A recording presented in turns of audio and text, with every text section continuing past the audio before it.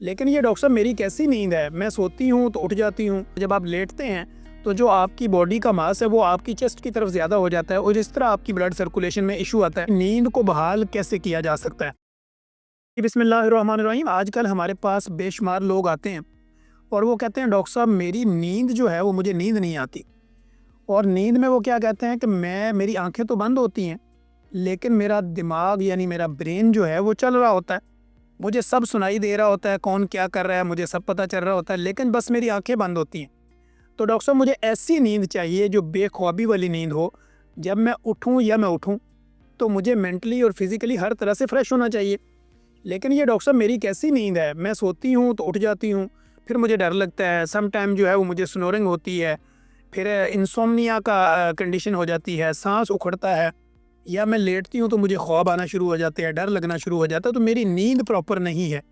तो मेरी नींद को बहाल कैसे किया जा सकता है? तो हम असल में आपको ये समझाना चाहते हैं कि एक तो अगर आप ओबीज़ हैं यानी मोटे हैं, दूसरा अगर आपकी ऑक्सीजन का लेवल कम है यानी आपकी फ़िज़िकल एक्टिविटी नहीं है, आउटडोर एक्टिविटी नहीं है और आप हर वक्त बंद कमरों में रहते हैं, बंद जगह पे रहते हैं, ड्राइव करते हैं, या आप ट्रैवल तो करते हैं लेकिन आप ओपन जगह पे ज़्यादा टाइम नहीं गुजारते, पानी का इंटेक आपका प्रॉपर नहीं है, ऑक्सीजन इंटेक आपकी बॉडी में प्रॉपर नहीं है, बॉडी में फ़ैट ज़्यादा है, बॉडी मास बढ़ा हुआ है और बॉडी का साइज़ बढ़ा हुआ है, और फिर इस कंडीशन में आप ऐसी जगह पे रहते हैं जहाँ बहुत ज़्यादा शोर शराबा है और वहाँ पे आपको प्रॉपर सुकून की नींद जो है वो आना नामुमकिन होता है। तो ऐसी कंडीशन में हम ये देखते हैं फ़र्स्ट ऑफ़ ऑल तो आपके जो पल्मोनरी सिस्टम है यानी आपके जो फेफड़े हैं, इनकी एफिकेसी यानी इनकी कंडीशन क्या है। अगर तो आपकी बॉडी में फ़ैट है तो ज़ाहिर बात है जो खुराक की नाली है और सांस की नाली, ये दोनों आपके मुंह में खुलती हैं और दोनों साथ साथ हैं। अगर फ़ैट का तनासब ज़्यादा होगा तो भी सांस की नाली और खुराक की नाली में इन्फेक्शन हो सकती है किसी भी तरह का, और किसी भी तरह की रुकावट आ सकती है। तो ऐसी कंडीशन में भी आपकी नींद डिस्टर्ब हो सकती है। और फिर ऐसी कंडीशन में अगर आप ओवरऑल मोटे हैं, आपको सांस लेने में दिक्कत है और आपको लेटने में दिक्कत है, जब आप लेटते हैं तो जो आपकी बॉडी का मास है वो आपकी चेस्ट की तरफ ज़्यादा हो जाता है और इस तरह आपकी ब्लड सर्कुलेशन में इशू आता है या आपके फेफड़ों के ऊपर उसका बोझ बढ़ जाता है। तो ऐसी कंडीशन में भी आपको नींद के मसाइल हो सकते हैं। फिर अगर स्नोरिंग है यानी आपको खर्राटे आते हैं या आप लेटते हैं तो आपको खर्राटे आना शुरू हो जाते हैं, तो ऐसी कंडीशन में भी हमें आपकी जो फेफड़ों की कंडीशन होती है उसको देखना होता है कि स्लीप एपनिया तो नहीं है आपको।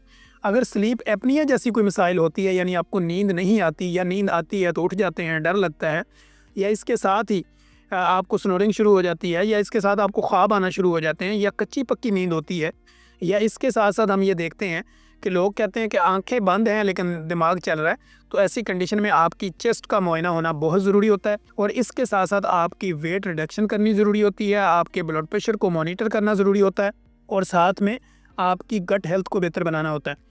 अगर आपकी गट हेल्थ बेहतर होती है तो ब्रेन गट कनेक्टिविटी बेहतर होती है। अगर आपका वज़न कम होता है तो आपकी गट हेल्थ बेहतर होती है। जब गट हेल्थ बेहतर होती है तो आपके ब्रेन का जो सिग्नल सिस्टम है वो बेहतरीन होता है और इस तरह आपकी चेस्ट के ऊपर वो लोड नहीं बनता। और इस तरह अगर आप फिज़िकल एक्टिविटी करते हैं तो फ्रेश ऑक्सीजन जाती है, वो आपके फेफड़ों को, आपने लंग्स को और आपके पल्मोनरी सिस्टम को एक्टिवेट करती है। और जो फ्रेश ऑक्सीजन नाक के थ्रू, सांस के थ्रू आपके फेफड़ों से जाके आरबीसी में मिलती है और उसके साथ बॉडी में ट्रांसपोर्ट होती है यानी ट्रैवल करती है, तो ऐसी कंडीशन में आपकी ब्लड सर्कुलेशन बेहतर होने से भी आपके नींद के मसाइल ठीक हो जाते हैं। फिर इस तरह अगर आपको डर लगता है, एंजाइटी डिप्रेशन का शिकार हैं, तो आपकी मेंटल हेल्थ जो है वो बहुत ज़रूरी होती है कि आपको मेंटल हेल्थ, जब फिज़िकल एक्टिविटी करते हैं तो मेंटल हेल्थ ऑटोमेटिकली बेहतर होना शुरू हो जाती है।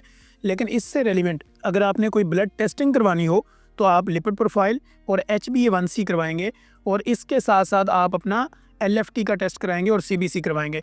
इस कंडीशन में हमें ये पता चलेगा कि आपकी बॉडी के अंदर किस तरह की कोई ऐसी चेंजिंग है जिसकी वजह से या तो आपके लिवर का साइज़ बढ़ा हुआ है, या आपकी चेस्ट में कोई इन्फेक्शन है, या आपकी छाती में कोई पानी जैसी चीज़ जमा है, या कोई किसी तरह के आपके फेफड़ों में कुछ सोजिश है, या ओवरवेट होने की वजह से आपका जो गट ब्रेन कनेक्शन है उसमें कोई मसला है।